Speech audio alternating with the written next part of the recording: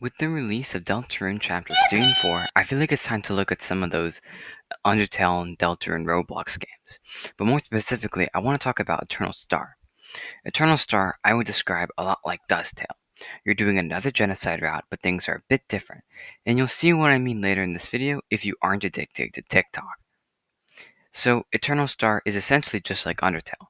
The similarities between the combat is nearly identical, however, there are some things in Eternal Star that make the game different in both good ways and bad. There are many Undertale Star games on Roblox, but this, in my opinion, is a hidden gem. As always, I will cover the pros and the cons, and the game will be linked in the description. Pro number 1. New mechanics. Out of all the things that Eternal Star has done to differentiate itself from Undertale, this single mechanic is what makes this game different. As you progress through the game, you will gain the ability to use soul magic. So currently there is the Patience Soul and the Bravery Soul. These two souls have their own gimmicks and try to accomplish different things. For example, the Patience Soul is trying to keep you alive so you can outlast your opponents, and the Bravery Soul is trying to take out your foes as quickly as possible, but lets down your guard. This mechanic literally will never get old, because you have to use your soul magic to strategically use certain abilities over others. It gets especially fun when fighting the bosses. Now, unfortunately, since the game is far from done, there are only 2 souls, and this is a shame, because the Justice or Perseverance soul would be fun to see. So essentially, these soul abilities are incredibly important to not only make the game stand out, but to also add another layer of strategy to an already strategic game. Pro number 2, the combat. This game, out of every single Undertale and Deltarune game, is the only game that mimics the combat nearly perfectly. You are confined to a box, and the player is the soul. The enemy's attacks are almost exactly the same as in Undertale. For example, Winzone's Butterfly Circle or Froghead's Fly attack is exactly the same in this game as it was in Undertale. Each enemy has their own unique designs and attacks, just like the real game. The attacks are literally the exact same, so it really feels like you are playing Undertale. And additionally, the attacks are well balanced. I don't know if you know this, but there are a lot of Undertale Roblox games where the attacks are so unfair to dodge and super unbalanced. Eternal Star balanced the game perfectly, and that overall makes the game better, and makes it shine brighter than other Roblox Undertale games. So that's always a positive. Now, lastly, Eternal Star has done an excellent job making sure that the combat is repeatable, so that even when the player has played the game for a while, the combat still does not feel stale. Enemy attacks are randomized, and just like Undertale, if there are multiple enemies, then they all attack, making the combinations of attacks feel even more unique, and still make the combat challenging. Additionally, Eternal Star is essentially only combat-based, so it's really important to get the combat enjoyable, balanced, and fresh. And Eternal Star nails all 3 of these factors relating to that combat. Pro number 3, the bosses. Out of all of the great things that Eternal Star has to offer, the bosses are by far the best.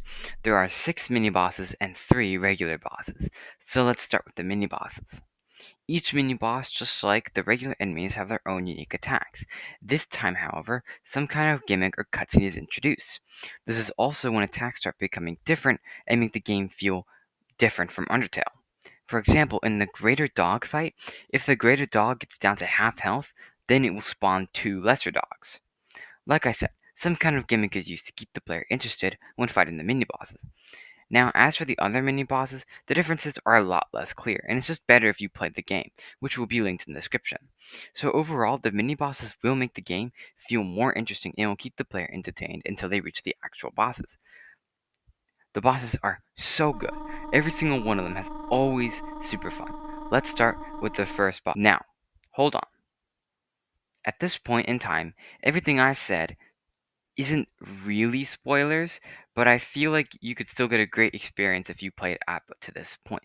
But this is what truly makes the game good. So this is your official spoiler warning.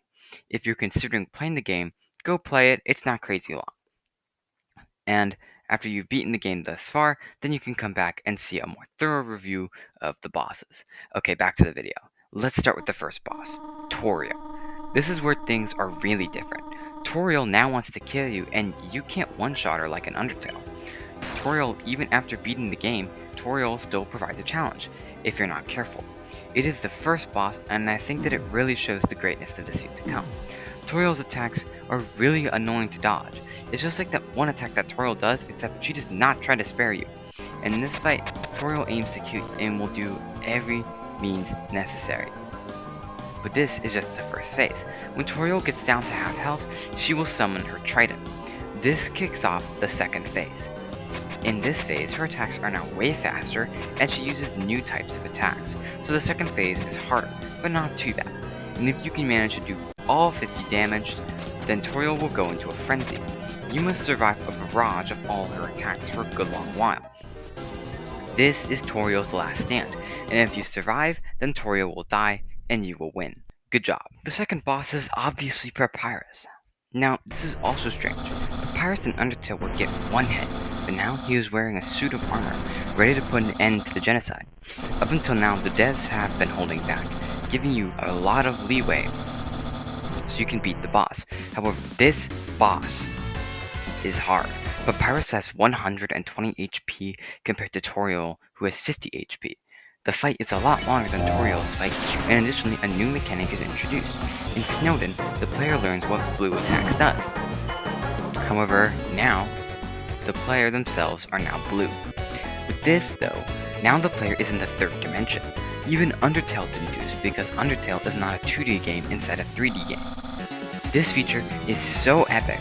The first time I saw it, I was so impressed, and the fight uses this mechanic as much as possible. For example, Papyrus literally uses one of Sand's attacks. Another example is Papyrus using bones that change height every so often, so the player has to time when to jump. Things like this is what make the fight so incredible, but so difficult. Just like Toriel, Papyrus has a last stand that is double the length and 3 times as hard. This boss is difficult, so don't expect to win quickly, but this boss is only the beginning of what is truly difficult. You see, there is one more main boss that is so difficult. Let me explain. This is the level 8 encounter against Flowey and Kara. This is by far the hardest boss, if you can even call it that. In the Flowey and Kara fight, you can't fight. You can't use spells. You can't even use items. It is just a 5-minute fight where Flowey and Kara attack you over and over again. And the thing is, since you can't use items, you have to be nearly perfect in the fight. There are only a few moments where you are healed 50% of your max health. However, that will only last you an extra 3 hits. This fight is super hard, but if you can memorize the attacks, then it's actually pretty fun. Some sections are really unfair, like this upside down section, and these red balls. But otherwise, despite being so difficult, you might rage quit, the fight is still super fun. And there we go. That is all the pros of this game. The fun boss designs, the accurate Undertale style combat, and the fun magic system. However, this game is not perfect, so let's look at some of the cons. Con number 1. Everything looks the same. What I mean by this is that it's super easy to get lost. After the player runs or fights in the battle, the game will place you sideways. Now this would not be that much of an issue if it wasn't for the fact that everything looks the same. Look at this. In Snowden, there are almost no landmarks, so the player will go one way, enter a battle, then turn around and immediately go back without knowing that they turned around because everything looks the same. The obvious solution is either add a minimap or just keep the player the same direction they were facing. Or, I don't know, maybe just make the terrain different enough so that the player knows where they're going. This is such an issue. You wouldn't even know it until you actually played the game for yourself. Con number 2. The magic system overpowers the fighting system. So what this means is that the magic system is horribly unbalanced. All of the spells are really powerful and they require stamina, which you can get from consuming most items. So what usually ends up happening is that the player will spam whatever damage spell they have.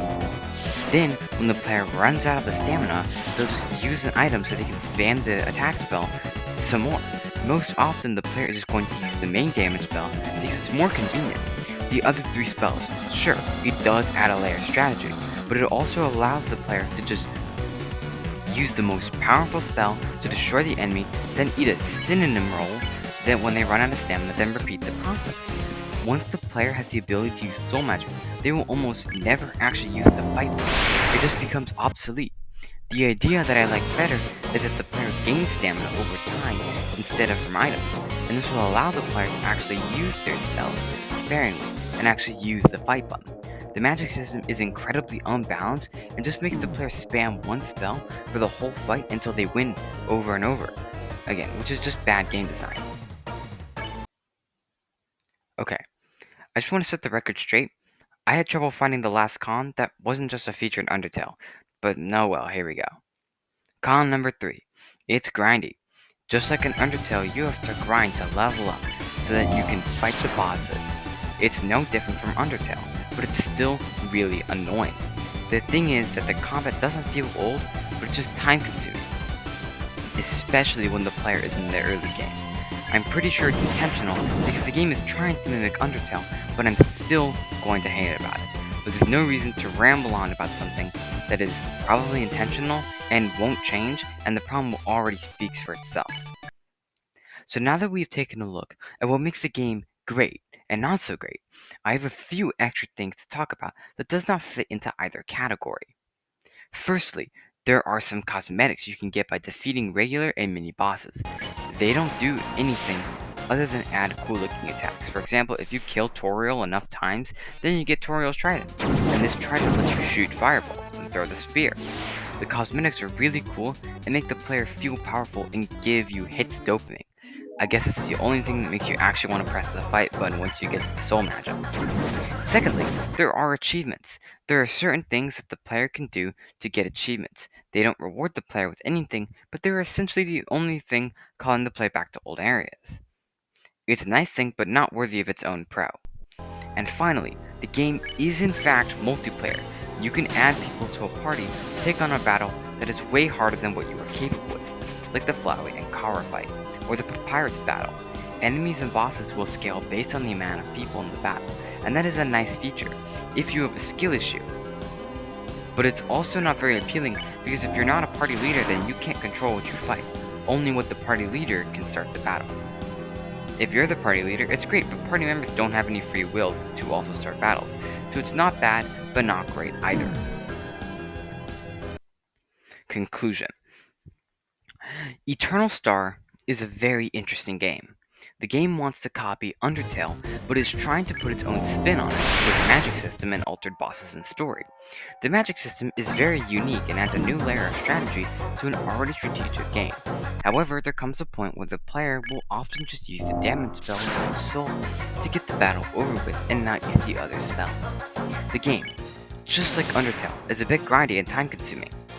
However, there is fighting that is really close to actual bosses, but it takes forever to level up and fight one. After a while, even if the combat is really good, it will start getting old, especially if you don't have the soul magic in the early game. But the bosses are so cleverly designed, introducing new mechanics and are balanced really well when you fight them.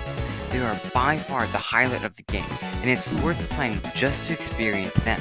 However, the devs have to put all the time and effort on the combat and magic and not on the actual map, because everything looks exactly the same. And this problem causes people to get lost, myself included. It especially doesn't help when after a battle, the player is placed sideways. And because everything looks the same, the player just has to pick a direction and hope it's the right way. This causes incredible waste of time because everything looks the same. And on top of that, you have to encounter monsters randomly. And now, there is a setting to turn them off, but I shouldn't have to use that just to get back where I started. Eternal Star, like all games, are not perfect. There are some things that would take a good long while to fix, but there are other things that are like a simple mini-map or more EXP per enemy would greatly reduce the problems. But this game is based off of the genocide route in Undertale, which is designed to be grinding, so I guess it can't be helped. I do recommend playing this game. It will be linked in the description. If you stayed this long, thank you, and enjoy an entirely spoiled game of Eternal Star. Hey, thanks for watching. If you want me to do a video on the other Undertale game associated with the deaths, then let me know. It's called Undertale Boss Battles. Anyway, I'll be gone now. Thanks for watching.